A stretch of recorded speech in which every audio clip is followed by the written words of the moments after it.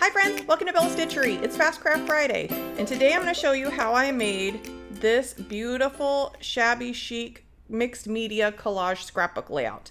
This is actually the marriage of several of my favorite brands, and I think they all worked really well together. So I have some Prima Marketing flowers here.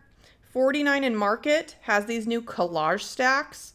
I will hold up all the products in the video, and I'll also have links to them in the description. So if some of these catch your fancy, as they do mine, and I order in bulk, then check those links out. The paper is from Stamperia. It's their House of Roses collection, which I'm kind of obsessed with this week.